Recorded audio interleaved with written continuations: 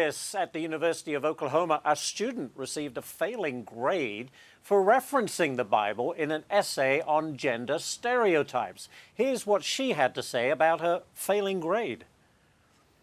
I was told to give my opinion on gender stereotypes and gender norms. I thought I was just sharing my opinion like I was asked to do. So that's what I did. And I talked about the Bible and what God says about gender norms and about how there are two genders and things like that. And the response I got back was a 0 on that paper and the TA saying that my writing was offensive and that I needed more empathy. She got a 0? Campus reform reporter Emily Sturge joins us now. I mean, Emily, that student has filed a discrimination claim and the teaching assistant behind the grade has been fired. But that failing grade was based on bias, as we heard there. I mean, what the heck is going on?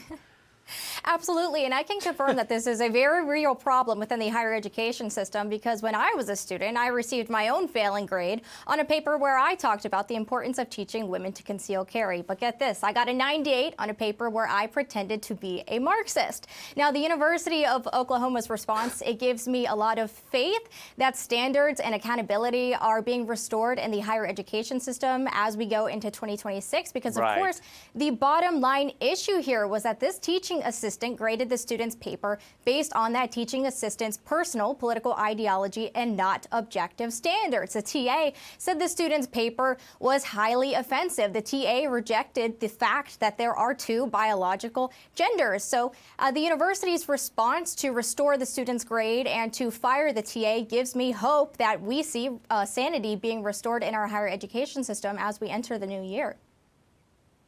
Thank goodness for that. All right, next one, Emily. I want you to take a look at this list of how the Trump administration is resetting higher education. It includes cracking down on anti-Semitism on campuses, restoring Title IX for women's sports, and rolling back DEI programs. What do you think, Emily, does this mean for students heading into 2026?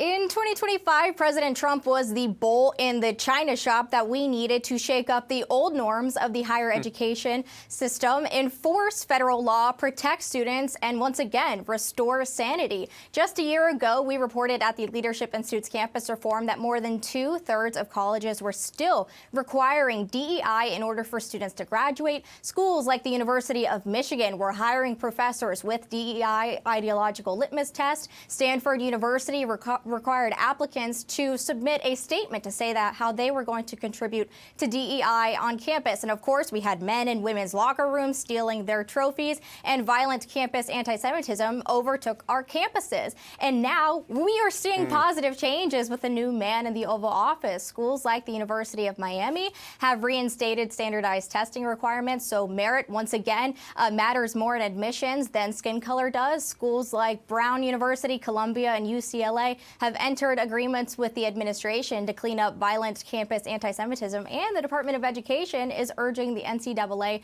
to restore those trophies to women. We have a very positive year to come. I'm excited to see what 2026 has in store for students. 30 seconds, Emily. Is it okay to be a conservative on campus now? Because in some institutions, it's a dangerous proposition if you talk about conservative values.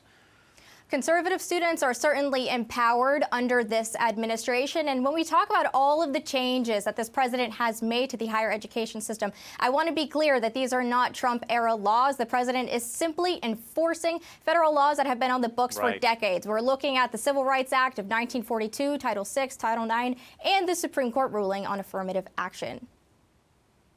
You are absolutely right. Emily Sturge, great to have you on the show today, Emily. Thank you very much, and Merry Christmas to you. Merry Christmas to you.